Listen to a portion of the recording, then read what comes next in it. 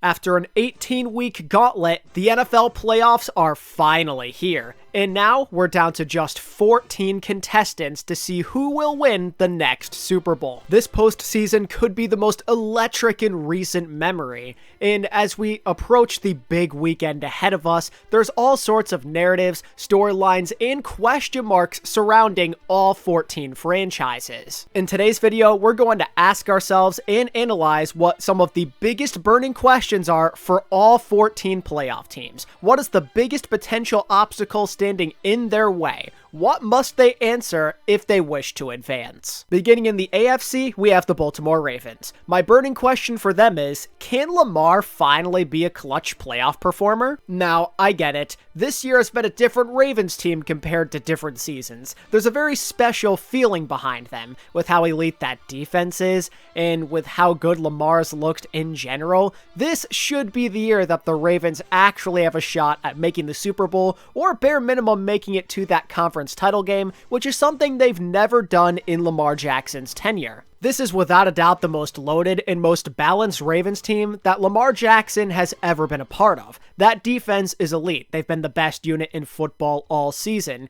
And while they have sustained some injuries and all, their run game is still very strong. And he finally has a good target to throw the ball to in Zay Flowers. And you already know that Lamar has a chip on his shoulder, and he's been waiting for this moment for a very long time now. However, history has a funny way of repeating itself. If you look at Lamar Jackson's playoff history so far, it's been rather lackluster outside of one singular win against the Tennessee Titans. And in that win, he didn't exactly light up the scoreboard with his passing. It was the run game that got the job done, as he had like 130 yards on the ground. And while he is a dynamic playmaker, and it's always possible for him to rip off big plays like that, it's not likely to see that type of performance on a consistent basis in a playoff scenario where teams are fully preparing for your quarterback and his legs. In the tight games against elite teams, it's going to be up to Lamar to win these games with his arm once in a while. The stuff we saw in the regular season, where he'd make some improbable passes, we need to see that in the postseason as well. And so far in his career, that's just a version of Lamar that has never shown up. He's got to get through those playoff nerves and show us the clutch factor that make people argue to begin with that he is an elite quarterback. He's going to have some help this season because of his elite defense and maybe a bit more help on offense compared to previous seasons, but ultimately, this is a quarterback-centric league. The ball is going to be in his hands to win this game, and if he proves to be the Lamar Jackson of old in the playoffs, Ravens fans are going to feel awfully disappointed. Buffalo Bills. Can you avoid costly turnovers? Buffalo has a lot of issues they're dealing with. They've had so many ups and downs this season that it almost feels like a coin flip on what version of them we're going to see on a game-to-game basis. One week they're a Super Bowl contender, the other they're nowhere to be found. But ultimately, the thing that makes me the most concerned about Buffalo right now, the thing that I'm looking at the most, is can they avoid that big-time turnover margin that has costed them multiple games or has made a lot of games more stressful than they should have been. And a lot of it comes down to Josh Allen. I give Josh a lot of credit for how he's played. For a while, things were looking quite dire in Buffalo, and when that happened, he put the team on his back and carried. But the fact remains is that he has been a turnover machine this season, with a career-high 18 interceptions and 4 lost fumbles, 22 turnovers from this one man. And in the playoffs, those types of opportunities are things that the opponents are likely to capitalize on. When you're playing the best of the best, you can't afford to have these mistakes happen. It's up to Josh to make the correct throws, continue to find value with his legs, and play some mistake-free football. I don't know if I trust him to do such a thing, but that's what Buffalo's going to need to get over the hump. He's got to have games where he's throwing only 1 interception at most. That's the thing that's always killing Buffalo. That's what we've seen hurt them in big-time playoff games in the past, and Josh simply has to play better. But don't be mistaken, it's not just on the quarterback here, as a lot of other Buffalo players have fell ill to this as well. Buffalo's ball carriers have to make sure they're doing their job as well. While they've mostly been pretty good with it, we've seen a couple of games this season from James Cook where he randomly has 2 lost fumbles, and again, in a playoff scenario, that just can't slide. Buffalo have to take care of the ball. They've got to let their defense create opportunities for turnovers of their own and make sure not to return the favor. If they can do that and stay focused on their goal, they just might be able to go all the way this time. The Kansas City Chiefs. Can you stay out of your own way? I mean, pretty simple, right? The Kansas City Chiefs have been very up and down this season, but the biggest issue that has come their way has mostly been self-inflicted wounds, whether it's Pat Mahomes having a bad day, or more importantly, the receivers having stone hands. Those guys can't catch for shit, and if they can't get their act together and be clutch this weekend, the Chiefs might go out in the first round. Those drops are going to be so costly against the elite teams in the NFL. If it's costing them games against mediocre teams, just imagine what'll happen if they're playing a team like Baltimore. They're going to get eaten alive if their execution issues are this terrible. Time to work hard on the hand drills and make sure you're holding onto that football before you're turning upfield and running.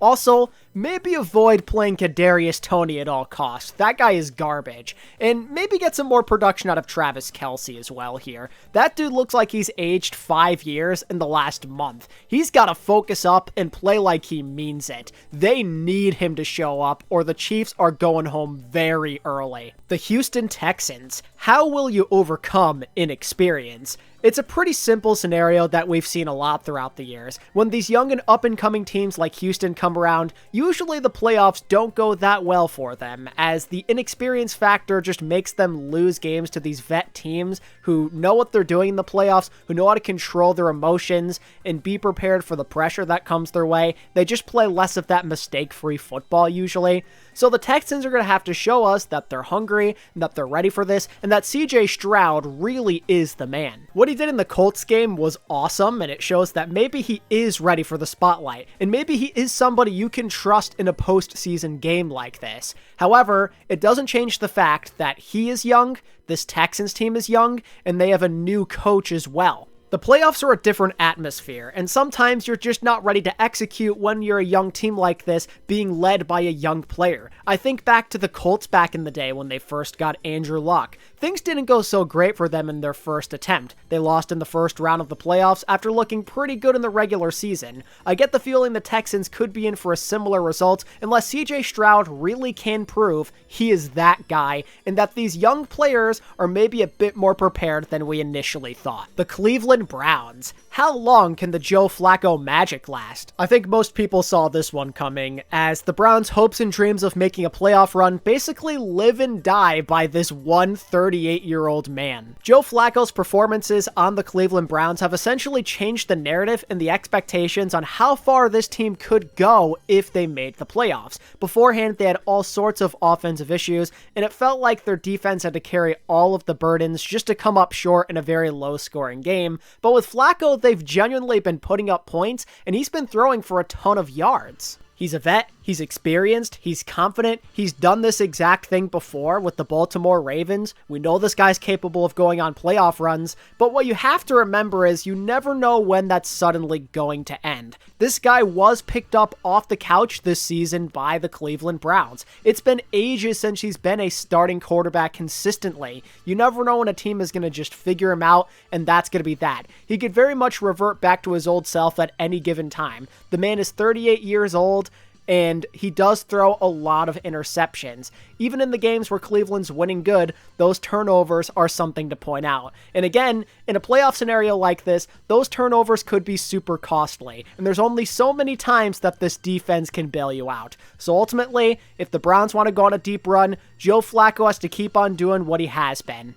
The Miami Dolphins. Can you beat someone who's actually good? Okay, so technically they did beat the Dallas Cowboys, which is a big dub, but outside of that, the Miami Dolphins have been a very fraudulent team this season. With every major opportunity that's presented itself, they've usually lost in sad fashion to a team that it felt like they were capable of beating, but they just couldn't show up. The Dolphins love to crumble against good teams, such as Buffalo twice, getting blown out by Baltimore, losing to Kansas City, and the Eagles as well. It's just sad that no matter who the opponent is, if they're above 500, they're almost certain to lose. And in the playoffs, obviously, that's not going to bode well for you when everybody's above 500 here, and the fact that you're a wildcard team makes it even more worrisome. They're facing the ultimate discomfort ahead of themselves, and until they actually show us they can play well against these above 500 teams and finish the job against them, nobody's going to take them seriously. The Pittsburgh Steelers. Can you survive without TJ Watt? TJ is essentially the lifeline of the Steelers. He's the spirit, if you will. He's the glue that holds them together. He is their biggest playmaker on either side of the ball. Their most important player for sure. And in that Baltimore game, he unfortunately went down with an MCL sprain, and he wouldn't be able to come back unless Pittsburgh made a huge playoff run. And without him, I don't know if that's all that likely. It's already a miracle that they snuck into the playoffs to begin with after BSing their way to another above 500 record, but without him, their defense has lost its soul. That guy by himself can absolutely ravage an offensive game plan. We've seen it so many times this season. He's arguably the defensive player of the year, he's the sack leader as well, and without that type of guy, without that kind of presence, that Steelers defense is a lot more likely to break. And the fact that they're not likely to put up a lot of points behind Mason Rudolph makes you even more worried about them performing in a playoff game. Somebody else is going to have to fill in those shoes, and based off of how the Steelers season has gone, usually they don't have a guy that can consistently do that. So they're going to need a big game out of George Pickens again. We're going to need Mason Rudolph to not have a lot of turnovers. Somebody on the Pittsburgh Steelers defense is going to have to pick up the slack. A lot of things have to happen if the Steelers even want to get out of the first round, because without TJ, this team feels completely different. That's it for your AFC teams, so now on to the NFC. First up, the San Francisco 49ers. My question for those guys is, can Brock Purdy really be that guy? Considering how good he's been this season and his damn near MVP resume, this may be a pretty silly question to ask in a lot of your eyes, but the fact is, we've only seen Brock Purdy in the postseason twice in his career, and it came in one season last year. We don't know what's going to change compared to last year. He's going to gain more experience as well, but it's also given teams more time to game plan around him and his team as well. It could make him more predictable. It could lead to more of those situations like we saw in the Baltimore game where he got absolutely crushed. We haven't seen enough games where Brock Purdy has to win the game with his arm just because of the talent around him and how often the San Francisco team has been blowing out opponents left and right. When the game's on the line, I want to see what this guy can do. Like when he beat Dallas last season, you know? It's got to be the same thing here. And let's not forget, alongside his performances, he's got to stay healthy. He's got to stay on the field. He's done all right with that so far this season, but we know what happened last year in the NFC Championship. That injury led to a crushing defeat against the Eagles, and there's been a couple of times this season where he's taken some bad hits and he's had a concussion and whatnot, and that's led to decreases in his performance. There's been two separate occasions. There was like that 3-game stretch when the Niners went on a losing streak, and then the game against the Ravens as well. In those instances, he was hurt, and it clearly affected how he was playing. Brock is a bit more fragile, and he takes those stingers a little bit more than San Francisco fans would like to admit, and as I was just saying, when those stingers happen, we see a decrease in his level of play, and even with his decision making as well. The Niners have to do the best job humanly possible of protecting Brock Purdy, because all it takes is one big hit, and he just might throw away the game. The Dallas Cowboys. Can you finally overcome the curse? I'm going to keep this one plain and simple. The Dallas Cowboys have been trying to answer the same burning question since the turn of the millennium. Since their previous Super Bowl, they have failed to even reach the conference championship, let alone the Super Bowl. No matter what team it is, no matter the era, the year, how much skill they have, how consistent they are, who's coaching them, who their quarterback is, they always seem to lose before they can get to the NFC Championship. Typically, they win in the wildcard round, then go home in the divisional round. It just happens every year, no matter what. No matter how they try, no matter what their approach is, they just find a way to choke that game away. If the Cowboys and their fans don't want this season to end in catastrophic failure, they at least need to make it to the conference championship. Anything less, and there's going to be some serious question marks heading into the offseason. And we all know they have the talent and they have the skill. It's just like a lot of other previous seasons. They've got the quarterback play, their offense is good, they have a reliable defense. The only thing stopping themselves at this point is them. The Detroit Lions. Will your aggressive gambling work out? It's a simple philosophy over in Detroit with Dan Campbell's coaching mindset.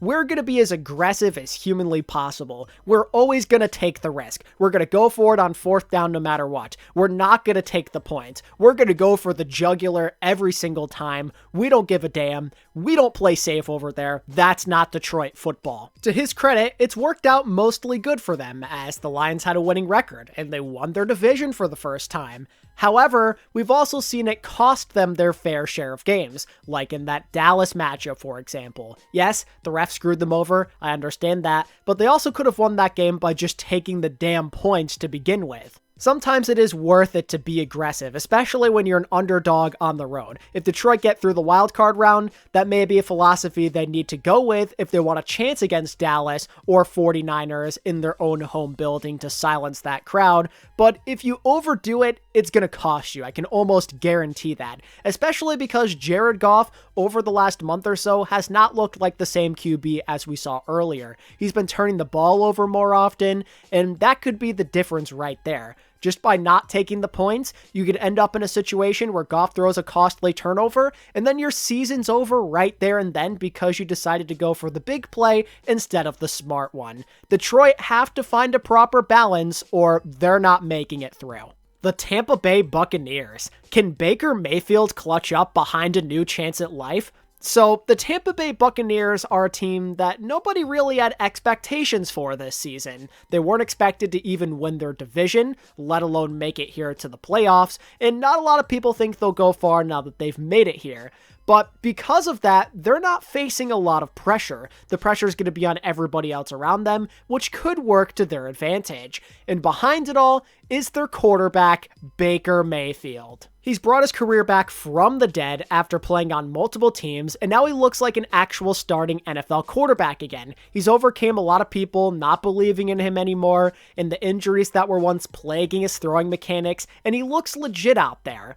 And I think the Buccaneers need to take advantage of that. They know his story. They know the chip that's on his shoulder. They need to play around this guy and let him go crazy in the playoffs. That's going to be their best chance. We know how much energy he can bring to a team. And right now, this game probably means more to him than any other in his career so far. But ultimately, it's up to him if he wants to have a serious legacy game here. He's got to show us there's still another level he can reach. We can't see the Buccaneers offense that we've seen the last couple of weeks, where they just barely beat the Panthers and that dud against the Saints. They've got to reawaken that top season form during their winning streak. Otherwise, this is going to be a very sad ending to the year. The Philadelphia Eagles. Is there anything left in the tank? Philly might be the most miserable 11-win playoff team we've ever seen. At one point, they were on top of the NFL. They were 10-1, and it seemed like they were destined to go back to the Super Bowl.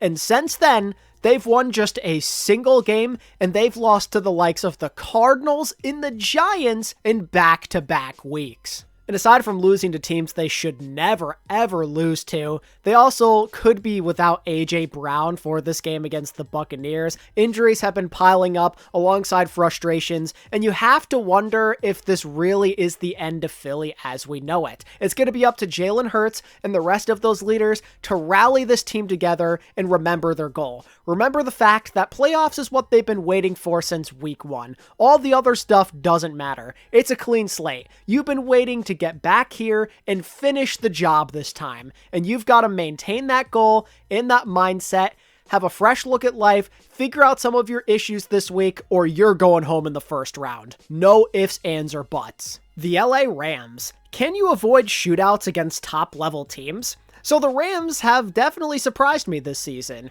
I sure as hell didn't expect them to be anywhere near the playoffs, but here they are, after a 7-1 stretch to end their season with one of the most dynamic offenses in the league, behind Matt Stafford, maybe the best 1-2 punch receiving duo in the league, and Kyren Williams tearing up the league out of nowhere. And let's not forget, with a Super Bowl winning veteran quarterback like Matt Stafford at the helm, you can really elevate your ceiling a lot as a team, and you never know how far a team like this can go until you actually watch them play in a postseason game. However, I'm a bit worried about how the Rams could do if things get out of hand with the scoreboard. We've seen it against Baltimore and a couple of other opponents this year where they just can't keep up as they're more susceptible to making the mistakes, as these other teams they're playing that are in the elite tier have more defensive playmakers, while the Rams don't really have much of anything on that side of the ball. It feels to me like it's mostly Aaron Donald that's a threat, and if you double him every play, it's going to be up to somebody else. Aaron Donald needs to channel a Super Bowl winning self again, and somebody else has to get the job done alongside him. That, and the Rams need to game plan well on offense and make sure to knock off a lot of time with each possession so they don't let that score get too out of hand and they don't end up catching an L by being the first one to make a mistake.